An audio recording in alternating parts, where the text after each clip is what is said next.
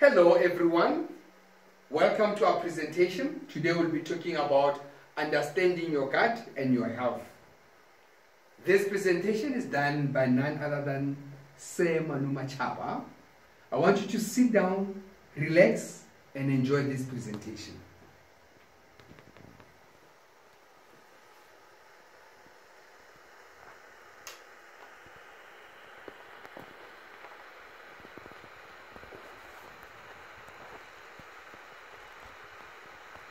From the moment of birth, some children are born with or without bacteria.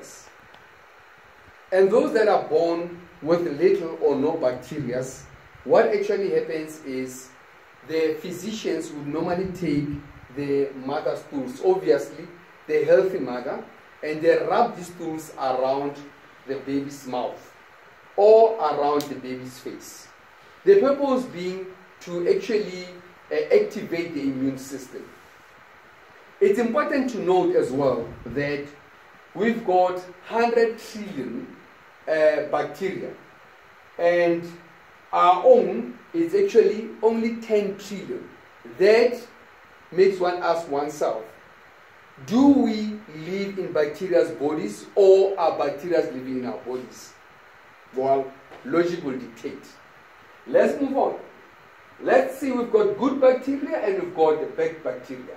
The good one is called homofermenters and the bad one is called heterofermenters. Now, what the homofermenters do, these, like we said, these are actually the good bacteria.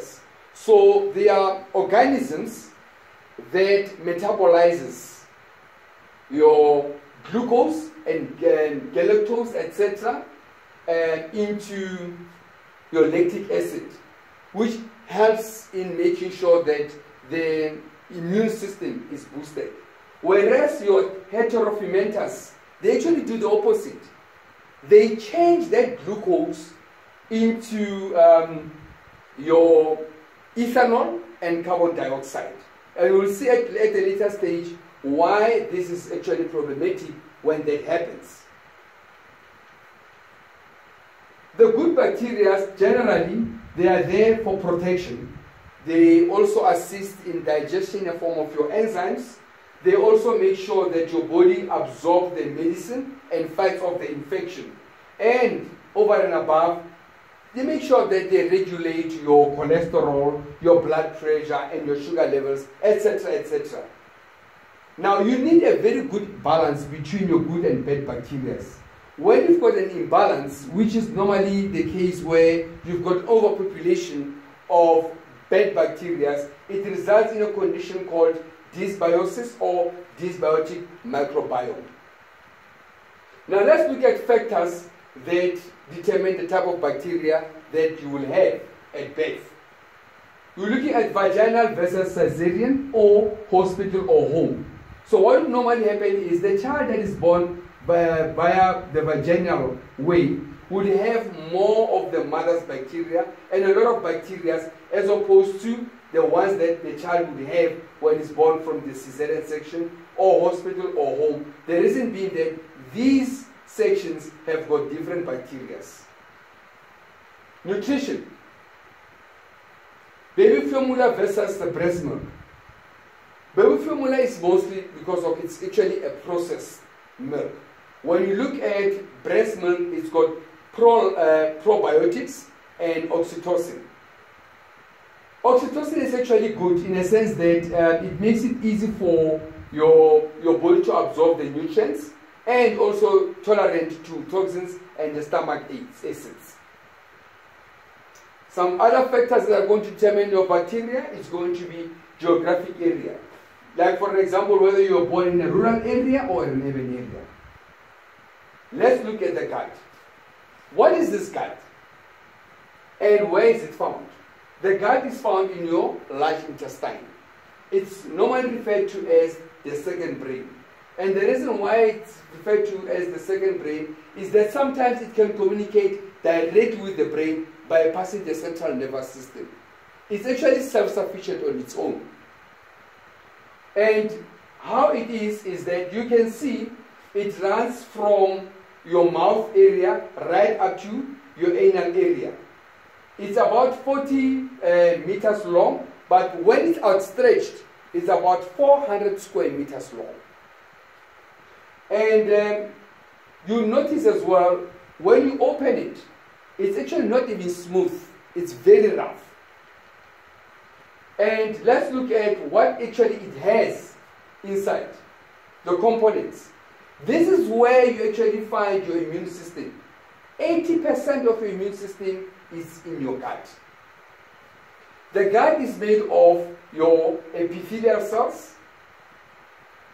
It's also made of the villi and the tight junctions. Now, your nerve cells, there are quite a lot of them, over 500 million of your nerve cells.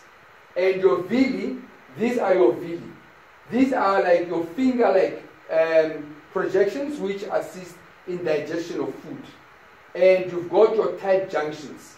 So what the tight junctions do is that they make sure that the food that you eat allows only the nutrients to go into your bloodstream and blocks all the undigested food, proteins, toxins, bacteria from getting into your bloodstream. Now you can see this is what you call the gut-brain axis. You've got the food that you've eaten, it goes into your stomach. From your stomach, the stomach communicates with the central nervous system via the vagus nerve.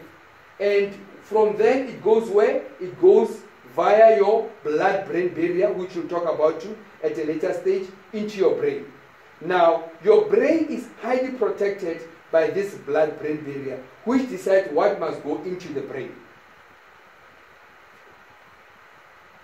Now, this is how your gut-brain axis looks like. You've got your left one going up, and you've got the right one coming down. Your left one, actually, it moves from your gut to the brain. It carries about 80% of motor nerve fibers, and the one that goes from your brain to your gut carries only 20% of your nerve brains, or your motor nerve fibers. Now, this brain-gut connection is via this same vagus nerve. Now, obviously, there's certain foods that are going to affect your gut. These are foods like your industrialized foods. Industrialized foods are your highly processed foods. They lack fiber, which is necessary for your good bacteria. Your pain tablets. Pain tablets are good, but obviously, when they're being overused, what actually happens is they end up damaging your colon lining, and it increases permeability now of your colon. We're looking also at your antibiotics. Antibiotics, brilliant in fighting off or eliminating a lot of severe bacterial infections. However, they also have their negative effects. Like one of the doctors actually called them a catastrophe, human catastrophe. Now, if you look at antibiotics, overuse of them is very dangerous in a sense that it causes an imbalance. So the moment when you drink your antibiotics, they don't just destroy the bad ones, but they destroy all the bacteria that are in your gut. The result being that you have an overpopulation of bad bacteria. And this overpopulation of bad bacteria is actually, you get specific bacteria which is called a C. difficile or a C. diff. So when you've got that condition, then you suffer from what they call a C. diff colitis, which can be it's actually a very fatal bacterial infection.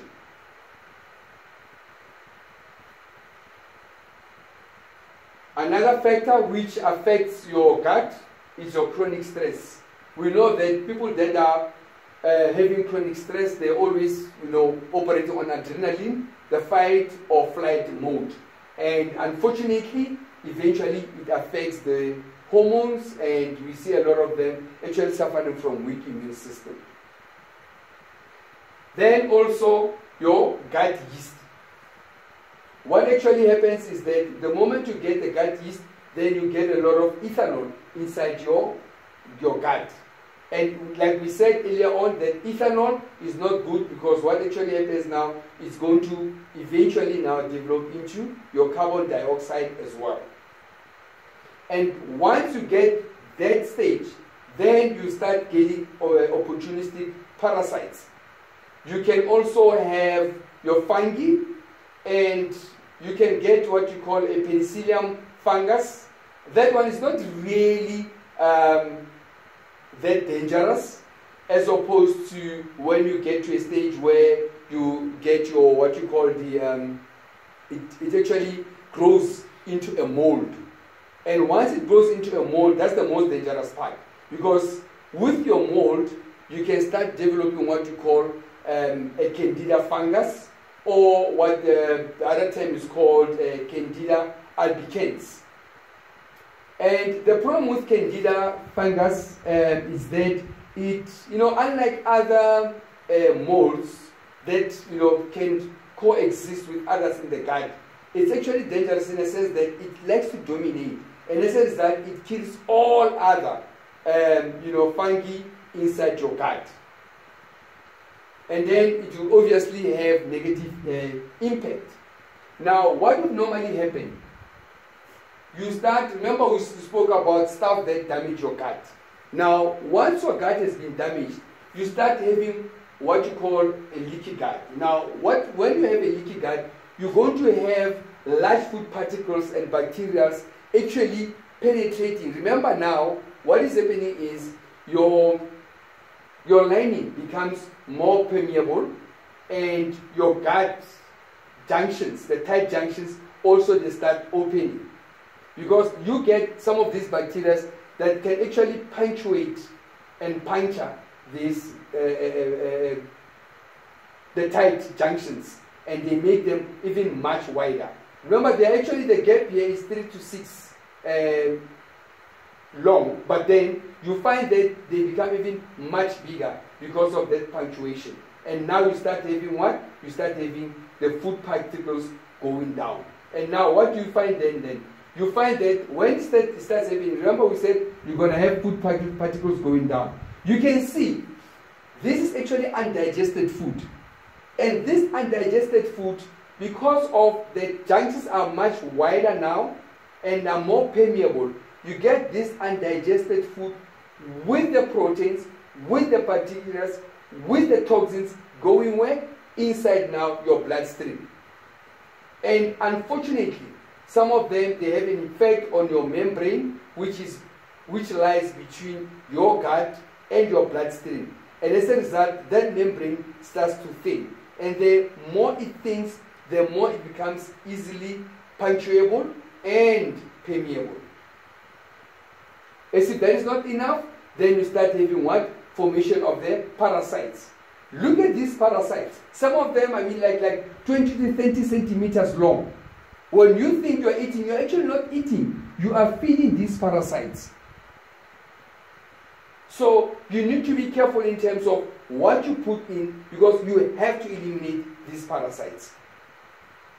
Now, you've got that, and doctors have now said that when that happens, people suffer from what they call a leaky gut. Now, to some people, it may sound quite new, but however, it was first identified around 1900 by Dr. Anton Baslow. And by then, people were in denial of it.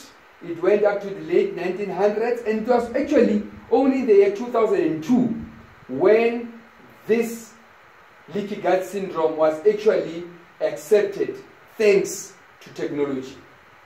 Now, what happens when we say somebody has got a leaky gut syndrome?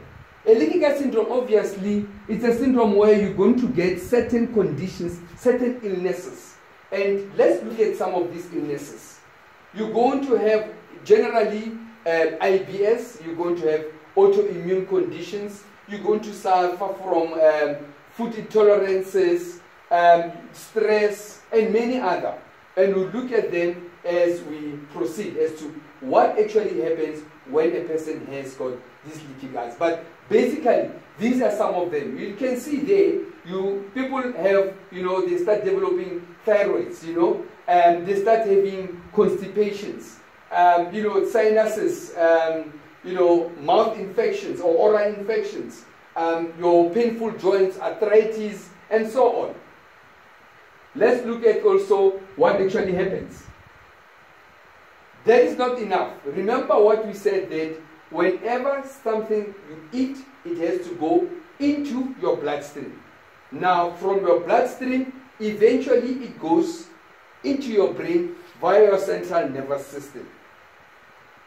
However, the brain is the most protected part of our body, and is protected by what you call the blood-brain barrier. This blood-brain barrier decides as to what must go into your brain. Now, it decides that certain chemicals must go into your brain. Like, for an example, only glucose can go into your brain, only amino acids can go into your brain, only lipid-soluble stuff can go into your brain. However, because of now you already suffering from leaky gut, you've got all the toxins that have moved from your gut into your bloodstream, and eventually they go away, they go and attack the blood-brain barrier. Now, there's a special bacteria which, when it's overproduced or when it gets into your bloodstream, it's quite dangerous. It's called lipopolysaccharide. In short, LPS. This lipopolysaccharide is actually known to be the one that can actually punctuate and puncture holes into the blood-brain barrier, make it more permeable. And now, when it becomes more permeable, what actually happens is you get that stuff which was not supposed to be in your bloodstream actually flowing into your blood, or rather into your brain. And when that happens, we say that you suffer from a leaky brain. Now, these are some of the symptoms of a leaky brain. You get easily confused. Some of the simple things, you cannot understand. You get easily confused by simple statements. Forgetfulness. I mean, you leave your bathroom with the intention of going to sleep, and you get into the bedroom, you even forget, silly thing, why you went into the bedroom. That's forgetfulness. How often do you find yourself, or people find themselves, forgetting almost everything? They learn now, they read 2 pages, by the time they get to the 3rd page, they forgot about what they read about in page 1. Lack of alertness and concentration. These people are forever absent-minded, and it takes a hell lot of them. They end up living mostly on energy drinks. Anxiety and moodiness. It's been known that because of that blood-brain barrier has actually been broken down, it makes people prone to anxiety and change of moods. Regularly extremely exhausted, going back to lack of alertness and exhaustion. These people, they have slept enough, but it's like they've never slept. They are forever in a sleeping mode. It's because of they've got what they call a leaky brain or a brain fog.